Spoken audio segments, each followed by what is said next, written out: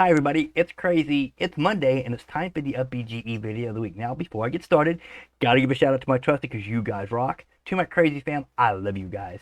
And to my patrons, thank you for your continued support. Now, we are up to episode number 47. And last week, let me see if I could do this right. Yep, there we go. We left off with the Game Actuator. Now, this will not build you a game, okay? This right here actually helps your game work a little bit better. So, without any further ado, let's get started.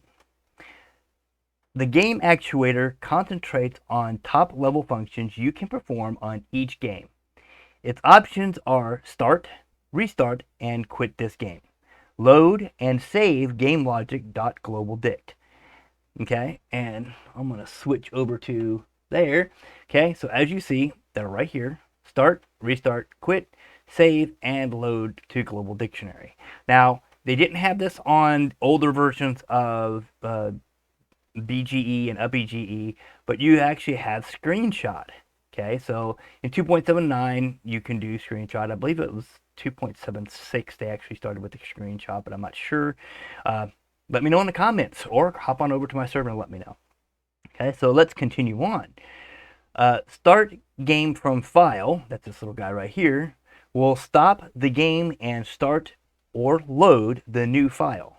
Okay, so if you have this one in here and you have a file here, okay, that will automatically stop whatever game is going on and it'll load this one if I do it on the beginning. Okay, so if you want to load from a file and this is your start file, then you would actually have it on always sensor like I got here and put up a little splash screen that says please wait, loading, stuff like that.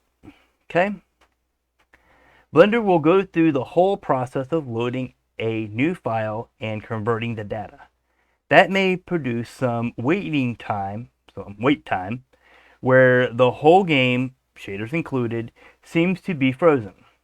All the events that happened in the game will be lost with the following exceptions. There are two: Global Dictionary and Material Settings. The Python dictionary, bge.logic.globalDict, okay, explained properly in chapter 7. Keep that in mind, chapter 7. Okay, because we'll go into that later on when we get to chapter 7. Is persistent throughout your gameplay. Okay, so in other words, from the start of the game to the end of the game, the global dictionary is always going to be there. Okay. Material settings. If you change the material render mode from multi-texture to GLSL, for example, it will only be valid for the new file you load. So this file right here, okay, as soon as you load this file, whatever was set before, it will automatically stay the same unless you change it in your file. Okay. This is very useful for loading files that help you to set up the graphic property according to the user profile. So in other words, if you have a file that a settings file, it will read from that settings file and continue on as long as that file is in your game, your new game that you're starting up. Okay, restart game, that's this one right here, okay, will load the opened file again. Since it loads the save file and changes made before launching the game engine will not be present. So, okay, so when you restart the game, it will restart from when you first started the game. It's not a save file. Okay, it's not going to reload or restart from save. You can get it to restart from save because if that's the last one opened up, then at the beginning of the file, then restart will go back to this one. Okay. Quit game.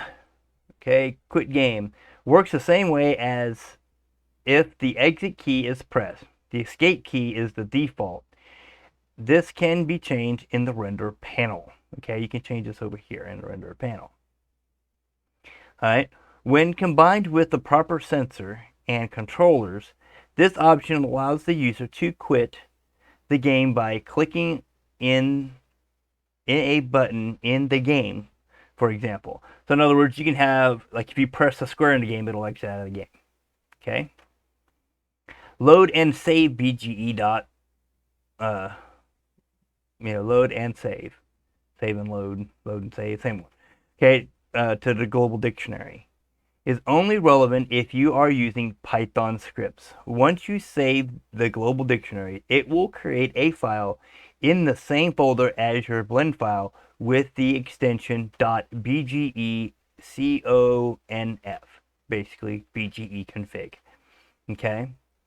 So whichever one you have it, if you have this saved to the global dictionary, it's going to save it to a file, you know, it could be settings or anything, or save game.bge conf, conf. Okay, so that it'll keep with that. All right. Please wait while loads. All right. If the initial scene of your game is too heavy, you may consider implementing a simpler initial scene or file with the game credits, title, and a phrase, please wait while loads message. This scene will then have an always sensor linked to a game actuator set to start game from file. Okay, so basically you would actually have this scene, and you would have, if you did it, let's go ahead and like that, this would say, please wait while loading, you're playing, yada, yada, yada, yada.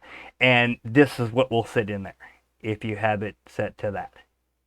Okay, so right now this is loading up the file while you're looking at this screen.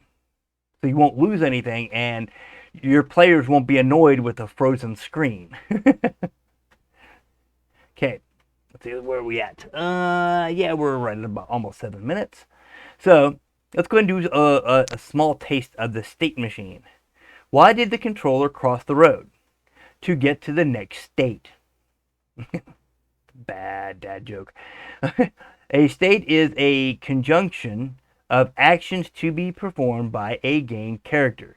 In our case, it's a set of sensors, controllers, and actuators that together represent a subset of the possible behavior the character will present. Let's say it in a simple way. Pretend we are creating a triathlon sport game.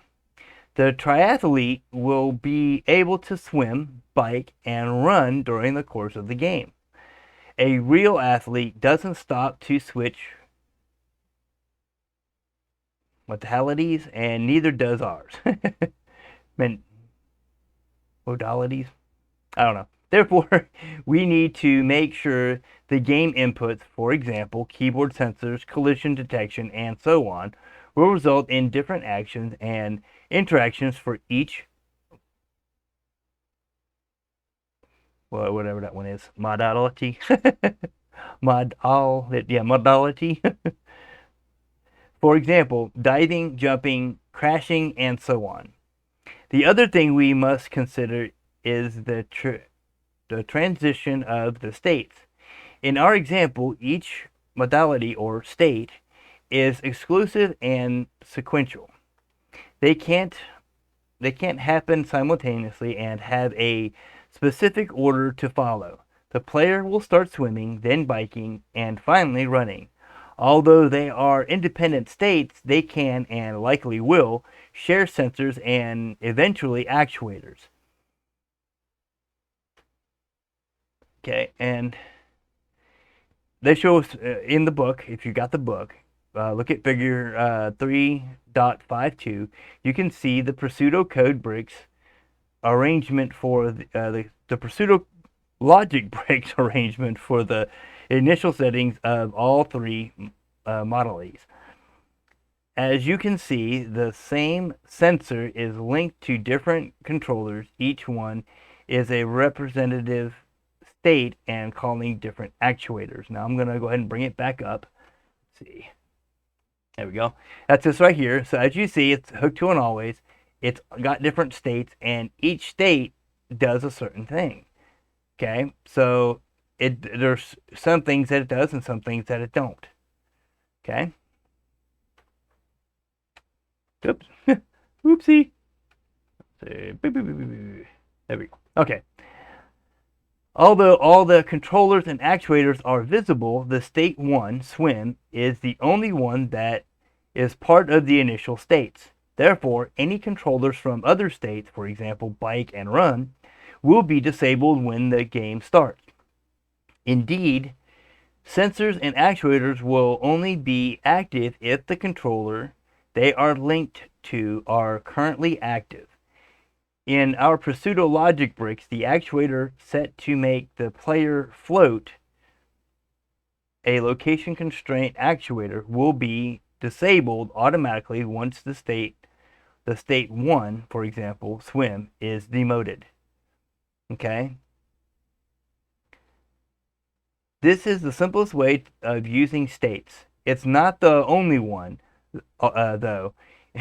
In more complex systems, the states don't need to be exclusive and will work more as individual components that you can turn on and off accordingly.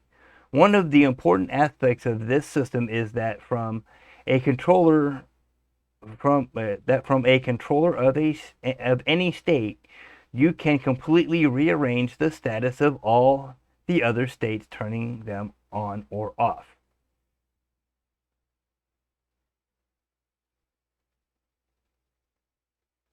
So you can turn them on and off. So this right here is your states. Okay, so this state here will be fine. So if I take that off, oops, I hit the wrong button. Okay, now as you notice, when I go to another state, that one ain't there. But let's say I do this, and I add another actuator, an action actuator here, and I link it to here. Now watch. Notice how both of them, well, it should have been both of them. Okay. Well, there's a way to do it. You go to this one and you add an actuator and an and you connect them up. Okay, and then you can always do this and then bring that to that. So now, if you click on this one, you just get the action. Click on this one, you get the game. Okay, that's what they're talking about, how you can switch between by using the states. Okay, artificial intelligence and a state machine, and the state machine. In an artificial intelligence literature, or in the artificial intelligence literature, there are multiple techniques to deal with artificial behavior. The state machine implementation in Blender is flexible enough to be used with your design, whatever you pick.